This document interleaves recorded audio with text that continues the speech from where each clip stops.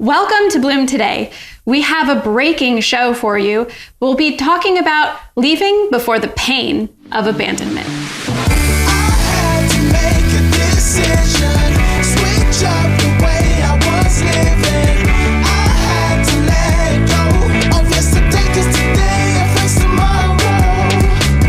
I had to make a decision. We talk about internal and external brokenness and how you can heal. so that you can use the fertilizer of your past to bloom today.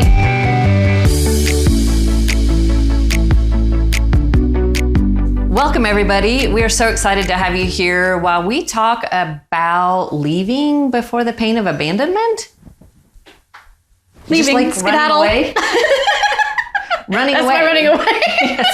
I like that. Thank you. I try sometimes. My hand motions there Are a little difficult with both hands. Yeah, but that's okay here. Yeah. So you've never experienced any kind of a leaving or abandonment, have you? No one's ever left me. Everyone stayed so close to me. It's just been fantastic. Except, yeah. No, not at all. There's been a lot of people who have left over the years. There's been a lot of sudden, leaving friends who are close to me, ex-boyfriends, ex-fiance, and I never had a lot of closure with most of those. And so that was it always felt like it was a longer process of healing because there was no closure. Right. But I know that you have a long history with abandonment that started from an early age. Well, when I was 2, I was born in Peru. So of course, that's interesting, but I had to be handed over to a foster mom because my mom left the country due to medical issues when she was having my youngest sister. And so I got abandoned by my mom, and then my dad, who was taking care as a single dad for the 6 months of the older 3 siblings, then he abandoned me, even though he was in the same commune. And so I saw him. I wasn't allowed to go to him. I wasn't allowed to be with him. Right. And so then, you just experienced it as abandonment, even though you were still very much in the same location. same area as them, but I was taken care of separately. But it's took me a long time to process. I was like, well, I was never abandoned. I didn't have any of those issues. Right. Like, where is that coming from? I'm still with my family. My parents are still married. Like, that's not a thing, except for the fact that my dad abandoned me every single day for 6 months. Right. Because he wouldn't let me go to him, and the women who had me were abusing me really badly. And so in desperation, I would want to go to my siblings or my dad or somebody, and I would get in trouble and punished for that. And then the punishment and torture and all the mess kept happening, and I couldn't get help. Right. And so it's only been in the last 5 years that I've actually started processing and realizing how deep those wounds from abandonment were and how badly they have played a role in my story after that. Right. It just took you a long time to process, to 40 years to even realize understand it. that. And that's not uncommon, especially from a young age, for people to just go through life and understand, oh, nothing really happened to me. I know I did the same with Yes. lots of different traumas in my story. Nothing really happened. And I use those words. Right. But it affected all of the, all of my behavior. And so I know a lot of times, I'm a life coach, so I have clients and I mentor people. And so through their experiences as well, I know that they also have a tendency to push others away if they've had that abandonment in their past. They tend to push people away even before they get close, or people who are safe, they still push away out of that fear of, if I get too close, then I'll be abandoned again. So I have to keep pushing people away, even though what they want is that attachment and that togetherness and that bonding. But sometimes I think we're our own worst enemies with that. I was like a magnet. A magnet either attaches like super, super tight, codependency and, all that mess. Yeah. Or it pushes away and you can't get it close. And I went from one extreme to the other, and I didn't know there was such a thing as a healthy relationship. I thought it was either you were enmeshed and codependent, or you hated each other and had no relationship. Right. You had no frame of reference for anything healthy. No, at all. I mean, I totally understand that. It took a lot of work for me to understand what was healthy and what wasn't, and it felt totally foreign. Because when you have that like really close enmeshment, then if it's not 100% away, then that middle ground is like torture. Yes. It feels like, but I'm not, I can't, do I bring them close? How do I do this? What do I do? Do I take this? And no, I don't understand how to do this. It's so awkward and fumbling and just takes some time to get used to, I think. Well, in our relationship, learning to be close and work together and be best friends. Right. And not get enmeshed and not get codependent and find that healthy middle ground and the boundaries and the process and the, oh my goodness, how do we do this? From the screaming matches of working through the intense emotional content we deal with to the, okay, God, you got her, because I can't touch this. I can't walk, I can't get involved in this. That's between her and you. Yeah. And learning how to juggle in this very, very difficult thing for me, because it was so foreign to understand how to develop that healthy balance in relationship the way God designed it, not the way the enemy twists it all up. Yes. And, for me, it wasn't a lot of times wanting to bring people close and then reject. I just rejected them outright and just kept everyone sort of at bay. So with us specifically, coming into that relationship, it took a long time for us to develop that trust, because for me, I would not let you come all that close. And it was, I'm gonna keep you in the waiting room until I'm really sure I want you to but God kept saying, keep working on this, keep moving, keep working with Paula, keep going. And that was really, it was a daily practice of what are my boundaries? How close are you and how far away are you? Where is that healthy balance? Because one of the interesting things that, we talk about all the time is our triggers and our vulnerabilities and all of that are opposite. Yes. So you would want to, lean in to a conflict and resolve it and talk about it immediately. And I would want to totally shut down and back away and go, I need to process something on my own before I come back. And it was that push-pull of, this is so uncomfortable to actually talk about it before I've had a chance to feel anything. And for you, it was so uncomfortable to feel anything before we could talk about it. Right, because it was just pending. And I was like, God, it's wrong that there's this problem and I don't want the enemy to work in it.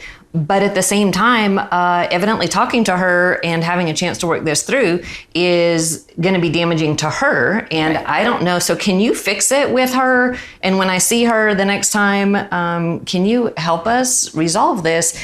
And so I had to learn a whole new level of pending in my processing relational issues, because I was trained, don't let the sun go down on your wrath. If there's an issue here, we need to deal with this before I can go to bed, And instead I had to give it to God and work that through in a whole different way. And in other relationships, it has working through the awkward feeling of healthy is something I've been able to do much more easily. It's way less awkward now that I have such a consistent pattern of having to work through that healthy space in the calling God has for us as friends and doing ministry together. Yeah, it's been a wild ride, to say the least. It was really uncomfortable for me to continue to open up and continue to be present, because what I did want to do was run away consistently. Me too. And not just because of you, but also because it's a big calling, and to share what we do, and to be raw and vulnerable with people, and to hear the stories that we hear, and the just the heartbreak and the understanding of how the world is so broken.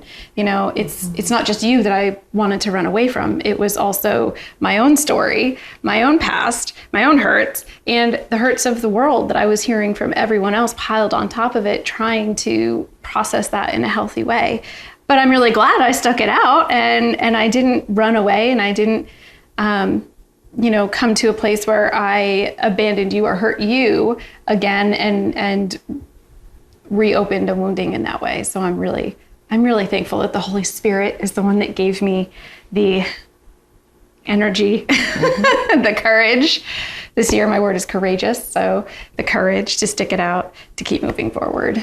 Yeah, and for me, understanding that just because attachment issues and brokenness and damage and abandonment and rejection and all these things have been all kinds of ways parts of our story, that doesn't mean that healthy relationships are not possible. It doesn't mean you can't heal, you can't be restored, and you can't have that healthy, connected place in your heart and in your story that God has actually designed. Right. And we have a guest that has an incredible story. Yes, we do. On this subject, don't we? We do. Tammy Devine is a television producer with a story that just blew my socks off when I heard it. And we just said we had to find a way to get her on the show. So it's an amazing opportunity we have to share this story. Keep watching. Yay!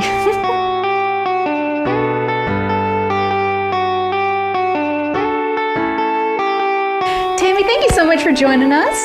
Thank you for having me. This is awesome. I love your story because you go from being born in a mud hut in Sierra Leone to being a television producer. Isn't it amazing what God can do? We're working on major networks, and so this is incredible. I love it. I love to see again what God can do. Exactly, that's beautiful.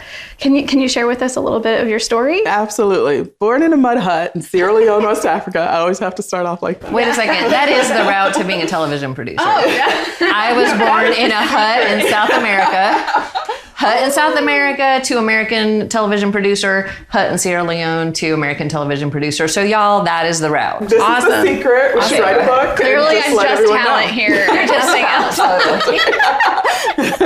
Or be born with an arm. Whichever. There you That go. works too. Yeah, so it was just my mother and I, and she'd been abandoned by her husband. You guys were talking about abandonment. Wow, right there with you. Abandoned by him, abandoned by our family members, really, because my mother loved Jesus. Like, she would take me every Sunday to the neighboring village where missionaries went to church. And she had elephantiasis in her foot. Yet she would still walk with me every Sunday to this village. I ran towards the white people because I wanted to talk to them and find out about them, I guess. And while all the other children ran away in fear, not me.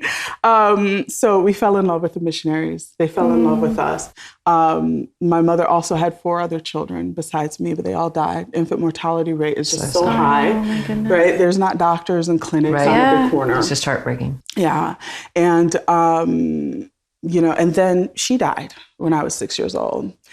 But we had, like I said, fallen in love with the missionaries. They fell in love with us. And after my mother died, I was in the room with her, by the way, when she died. I remember this very vividly as a 6-year-old. The Kimballs asked my uncles to bring me to them. And so they did. And the Kimballs asked if I would like to live with them. And they adopted me. They brought me into their family. They loved me as their own. They treated me as their own. And I've been able to have adventures that I could never have dreamed of as a little girl in a mud hut in Sierra Leone, West Africa, like being here right now. Right. Yes. Super awesome. Yeah. So God has been so good to me. Was that, what kind of adjustment did you have to make? Coming from one culture to a very different culture here in America. Culture shock. Yeah. I know the feeling. Yeah. There was all kinds of culture shock. Believe me. Yeah. One cute one was ice cream. We made ice cream in the village, and that was the first time I tasted it, and I didn't have the English word for it, so I called it hot. Hot. That was fun. But the Kimball said that they could see me shutting down at whenever we'd go to the airport, for something, and because I just couldn't comprehend what was going on. These giant, machines flying in the air and stuff like that. I remember that too. Do you? Totally. Yeah. 'Cause I was 7. Yeah. First time flushing toilet. 7 years old. Just saying. It's an event.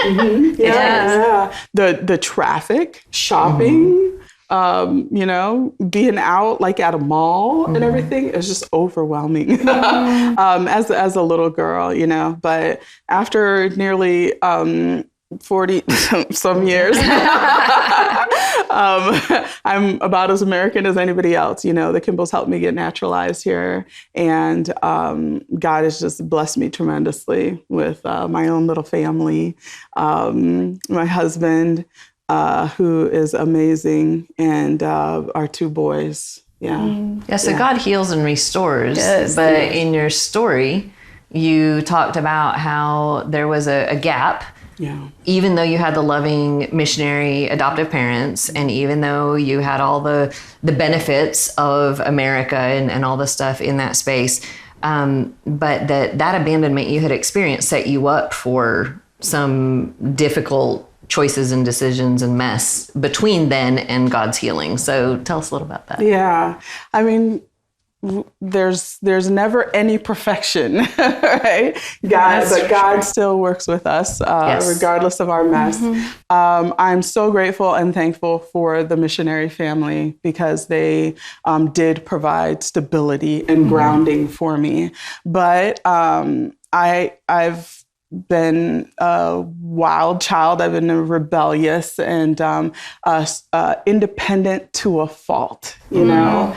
And I always have to apparently do things the hard way, go the difficult route. And so I believe that, you know, some of the abandonment that I had going on, because I felt like my mother abandoned me. My whole world. Of course. Right. Well, and your dad had already abandoned My you. dad had already abandoned, you know. And so I believe that it ended up that I just wanted closeness. I did want that attachment that you guys were talking about. It's so deep in there and ingrained in there, and you want that so badly. I ended up making some really bad choices to get that attachment. I wanted my own family, you know, as a teenager and young adult and that kind of thing. And so I would try and find that attachment, I think, in the arms of men who had, you know, nothing good for me. And I knew better. I knew better because I grew up in a Christian home, you know? Yeah, but in that heartbreak, in that devastation, in that neediness that we feel,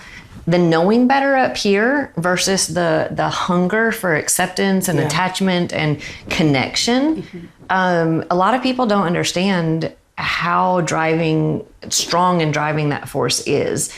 And you know in your own story, because, and I do too, and Jenny does too, because of our choices. But what did God do to start breaking through that? Well, you know, there were some doozies, right? So there was there was somebody who was cheating on their girlfriend with me, and I found that out the hard way, which is horrible. And a number of other terrible stories like that. And,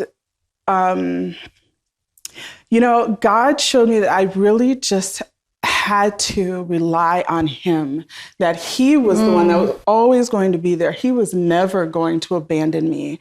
And so I remember being in church in Lexington, Kentucky. I was a news reporter there at the NBC. And I remember hearing about the God Chasers, right? That book. And I read that book, and it was like, of course, this is where I need to be. I need to be as close to Jesus as I possibly can. And my relationship just started getting closer and closer and closer, because even though, you know, my dad was a pastor, missionary kid, PK, MK, all of this thing, right? So awesome. Even though I had all of this foundation and background, you know, I was still doing stupid stuff. And we all have to learn for ourselves. There is, even though we are told all of the things, all of the right things, there's just, I think, some of it where the enemy knows is like, but there's that doubt, and we I want still to see the other side. Why do we need to see the other side, you know? Because we learn the hard way sometimes. Well, and it's hard-headed. And that hard way also solidifies that, because even at the end, you tried the other side, but then when you come out of it, you realize it's totally, and you're sure about that. There's no question. Right. You're no longer wondering. It's no longer a temptation. It's now, that's the hard way. Let me try something else. And God was that open door. Yeah, and he brought me a man who I remember apologizing to him beforehand. I'm so sorry I didn't save myself for you, you know? And he was so loving and accepting, regardless. And a man who, despite his brokenness, you know, he's got a story. He was still there. He remained. He was solid and stable, you know? Nothing is perfect, like I said, right? Right. So we have our issues, our tough times and all of that, but he remains. He's strong and solid, you know? And believe me, I am not the easiest person to live with. I know that's shocking for you to hear, but I cannot believe that. I don't understand that. But and you know, we've had difficulties with our children with special needs and things like that. But he has always been there. He could have left anytime. He never has. He's always been there, and it's like a reflection of what God does for us, right? That's a huge gift. Big gift. Such a huge Absolutely gift, and seeing that God can meet us there, and sometimes He shows us the realities of it through flesh and blood people, which is super amazing. And sometimes He shows it to us directly without the flesh and blood people. Right. And knowing that God can meet us no matter which way that is. It doesn't have to be a certain storyline. He's met all three of us in totally different ways. I have the 15-year abusive marriage and divorce, and you know, the cheating that happened on his side and all that stuff. But God has met me in such a powerful way through my desperation because of that, in a different way than just the set, you know, happy Christian, nothing will go wrong and we'll all get there. It's been a path of extreme brokenness, but my solidity in my relationship with God is so much stronger. You can't talk me out of it. You can't persuade me otherwise. Like, it is so deep and so real because I've walked through it that way. That's right. And on you, it shows in your countenance the same thing. Like, you can just see that vibrant love for Christ. It's I feel like God has always given me a fire to fight a good fight, and sometimes I fight bad fights with that fire. But it's His love is so real in me. Like you said, there is nothing anybody can say to me to take that from me, because I've seen firsthand. Right now, I would be dead in the bush in Sierra Leone, West Africa, if it wasn't for Him. Okay, Yes. Yeah. And to be here, to be where God has placed me right now. There is no doubt in my mind whatsoever that He is real. He decided to take a little girl out of a terrible situation that she was in, out of the most remote corner of the world, you know, and allow me to live, but not only to live, but to have that life more abundantly, Yes, right? Like the absolutely. word says. And I feel like that's what He's provided for me, and He didn't have to do that.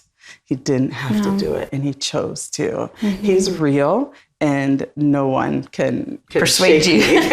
No one can shake that from me. You know, take it from me or shake me of it. Yeah. He's such a generous God. Yeah. And in your relationship with your husband, I mean, did you have that as you were getting to know him? You talked about how he's this solid rock. You know, he's listening to God, he's relying on God, and obviously God is saying, remain with your wife. And so was that difficult for you getting into that relationship with that history of abandonment that was behind you? Could you believe him? Like, at all? Well, you know, we've had our ups and downs.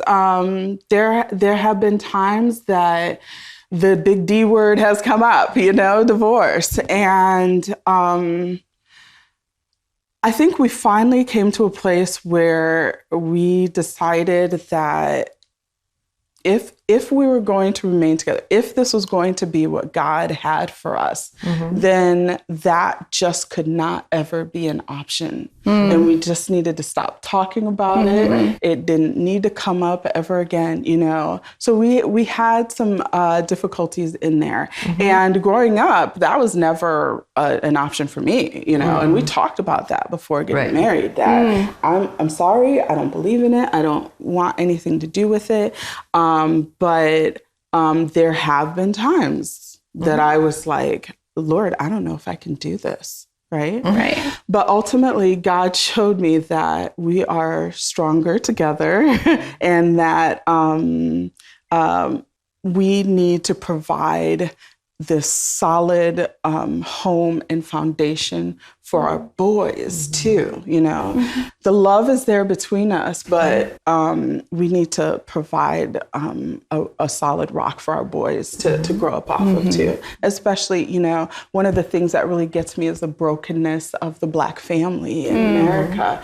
And I feel like there are so many children that have been abandoned, you know, who don't have fathers in the home and that kind of thing. And they, there are a lot that survive and do great regardless, but there are so many that could have benefited so much from having the father in the home, from having that nuclear family unit. Absolutely, because God designed it that way. God designed it. And I've got 3 boys I'm raising who don't have a father because he disowned them in the divorce. And so I understand that from first person, but my parents have been married over 60 years. And so I have the contrast of that, but God's using all of it for good. So he's using your story for good. He's using the healing in my story for good. He's using all of the different pieces for good. And our stories don't have to look a certain way.